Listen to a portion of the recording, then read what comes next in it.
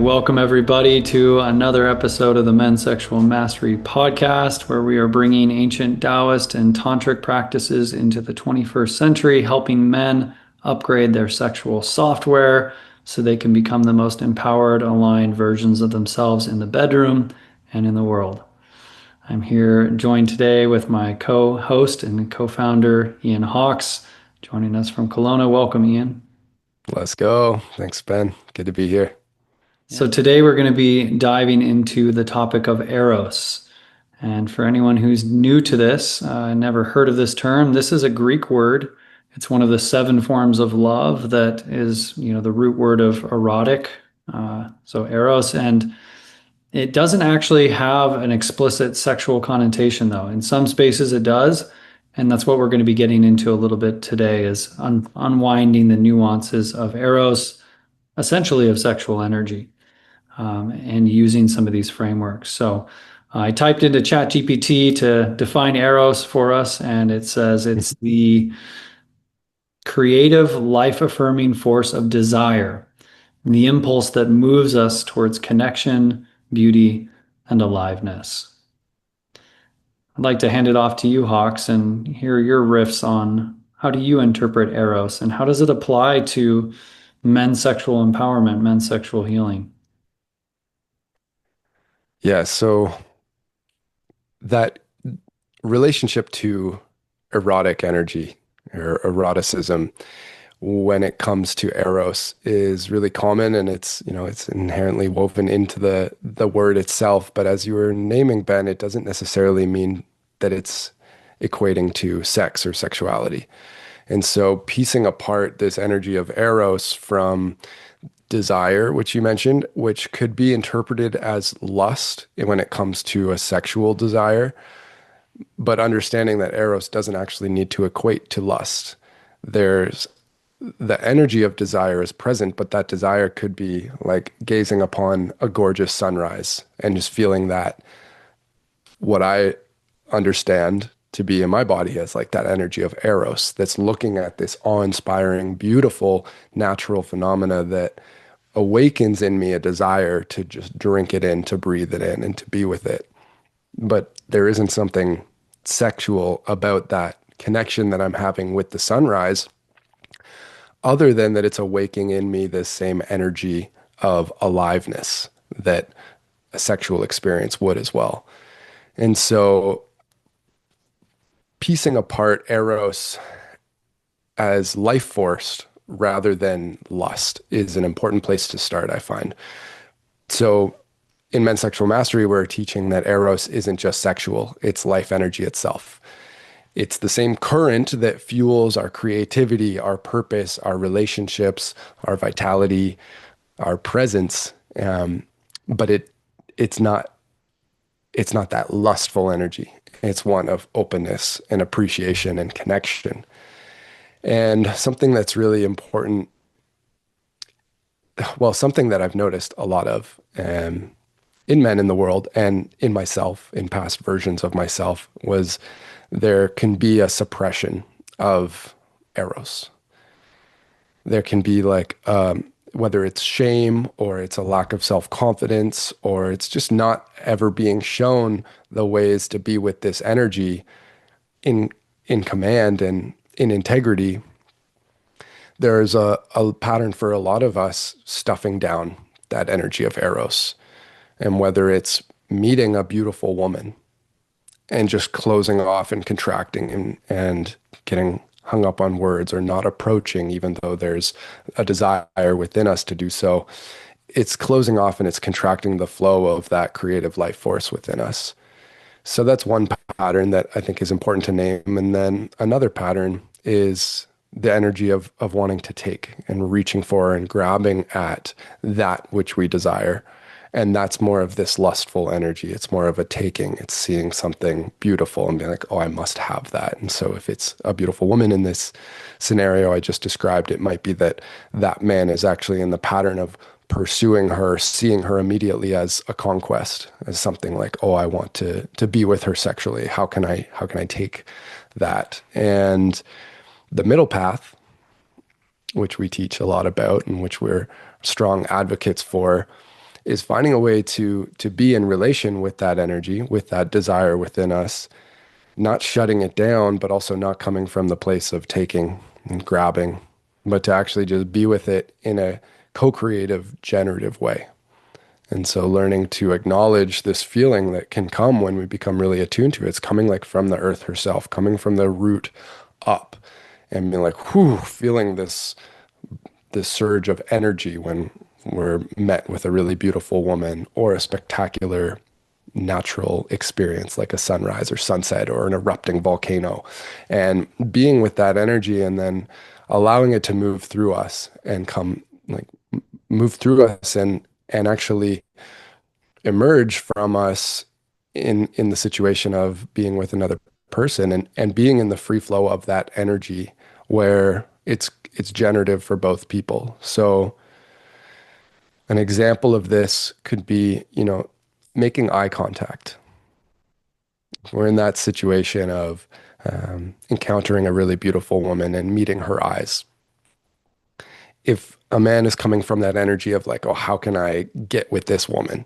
His eye contact is going to convey that as well. And she might actually feel violated in some way. Like, whoa, this guy's staring at me and I don't feel comfortable. But if we're in the receiving of just, wow, I'm really admiring the beauty in this person and my energy is clean and I know I'm in command of that energy and it's possible to just express my appreciation and admiration, just holding that gaze gentle and soft and appreciative for maybe a few moments longer than might feel natural. She might actually be able to then receive that and be like, oh, wow, like, thank you. There's something curious. I'm for some reason drawn to this man's gaze. It's not actually causing a contraction in her, it's creating more openness. And so we could go further into that, which then becomes a playful act of being with this energy of Eros in a generative way, where we're not attached to an outcome, trying to take something, and we're also not repressing something that's alive and emergent within us. We're learning to be with it in a way that's generative for both people and it's playful and actually allows that energy of Eros to build and to flow.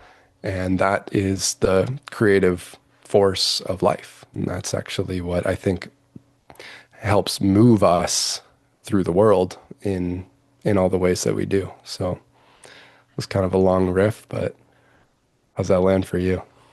Yeah, man. Wow, I could feel it in my body when you were describing it. When you, especially that point when you said you can feel it coming up through the earth, through us, and this is a lot of the stuff you learn to experience firsthand. If you know, if you've been on this path already, if you're practicing semen retention or are reframe semen intention, not repressing it, but allowing it to move through, having these tools and these practices to open up your neural pathways into new subtle sensations. This is what we're talking about. And it turns out this energy, this life force, this sexual energy is actually running through everything all the time. I remember one of my biggest experiences early on in this work was doing Qigong under a tree in LA, actually. And I remember going into like a full body shaking, non ejaculatory orgasm just of this energy coming through. And again, I'm not sharing that as something that we need to seek. That's like not what we're even talking about. We're talking about just allowing the emergence of what is, whether that's with a woman or with the quantum field, it's permeating everything. But I do think specifically honing in on the interaction with women, or when there's a little sexual tension, or let's say a little flirtation even with someone who may or may not be your partner.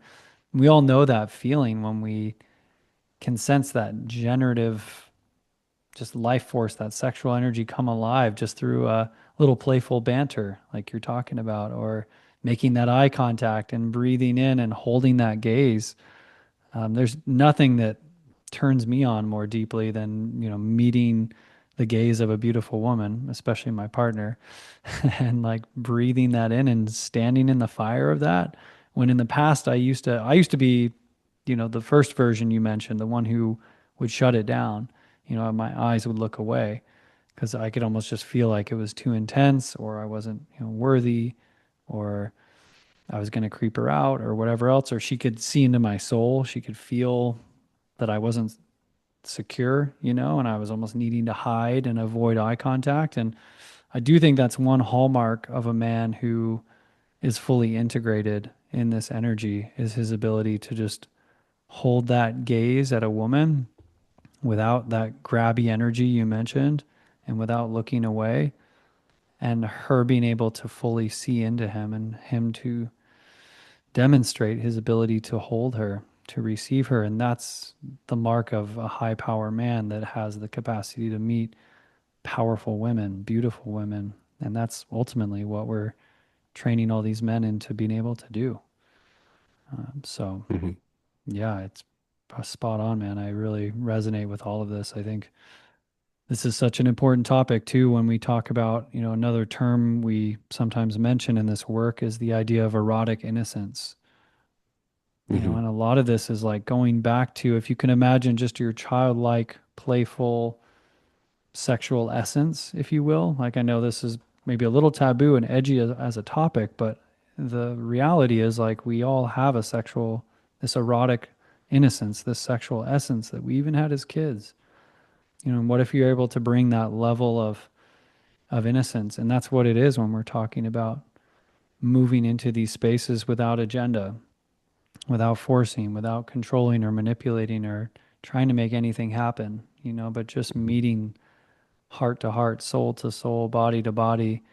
And of course, when we talk about getting deeper into, a sexual connection, that's moving beyond obviously the erotic innocence, but this whole realm of non-sexual, like almost, I wouldn't just call it platonic because it's so much more than that, but this Hmm. non-sexual build Polarity up. play. Yeah, polarity play, build up of polarity is such a fun game to play.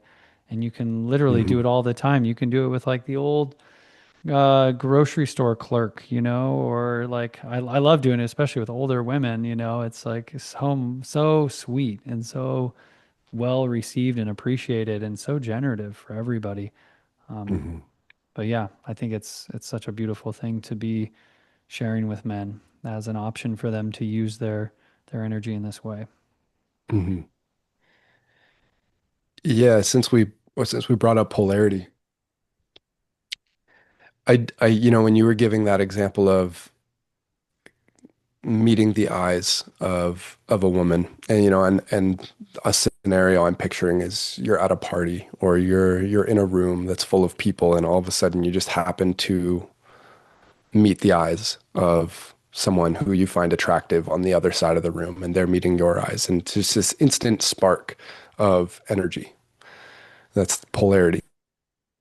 And this can happen whether you're in a relationship or not. It doesn't actually, there's nothing wrong with it. It's a natural emergence of, oh, there's something existing. There's an energy that she has and an energy that I carry, and they're complementary and opposite in some way that's creating this arc of energy between us that is polarity, and that creates attraction.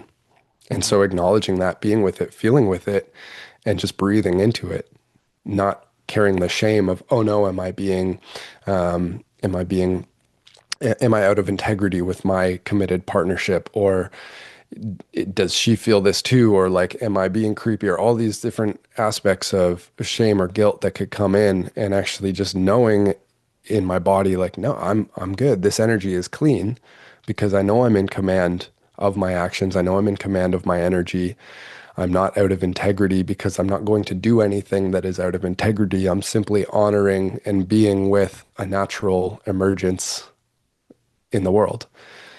And then with that energy, when we feel that spark within us, like that to me is it's free energy. It's like, oh, all of a sudden, your heart rate might kick up a little bit, or you just feel this tingling or stirring within, or a curiosity and this draw, this magnetism of like, for me, it's so much of a curiosity, like, oh, what is it about this person that I'm drawn to?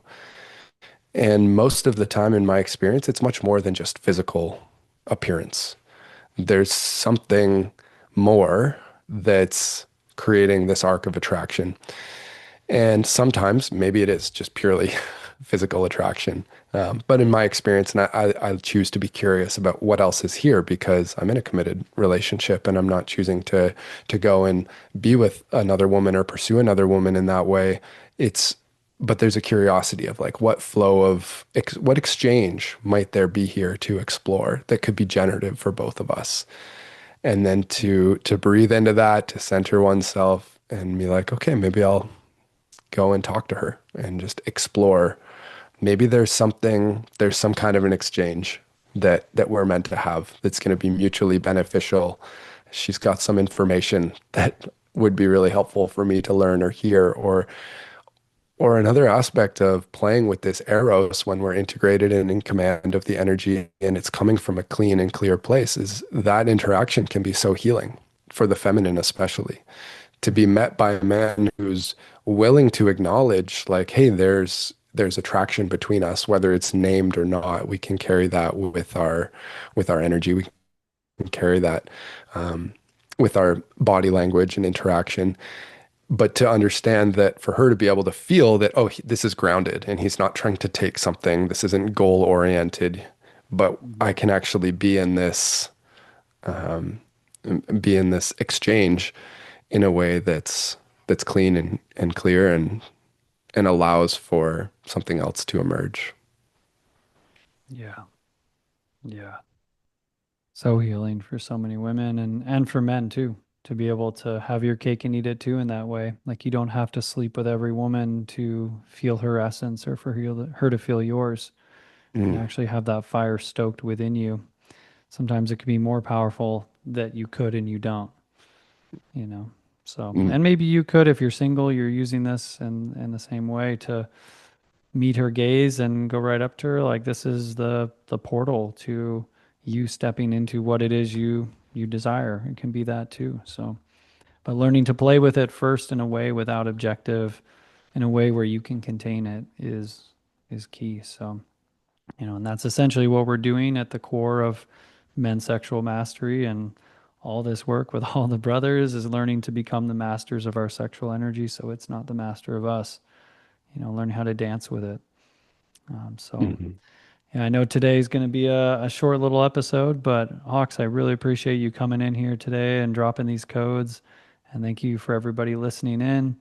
Look forward to seeing you online and seeing you on the inside. Sending lots of love your way. Yeah, nice short and sweet one today. Lots more threads that we can pull on in the future, but hopefully that lands and is illuminating or helpful in some way for anyone checking in and tuning in. So yeah, it's been a joy.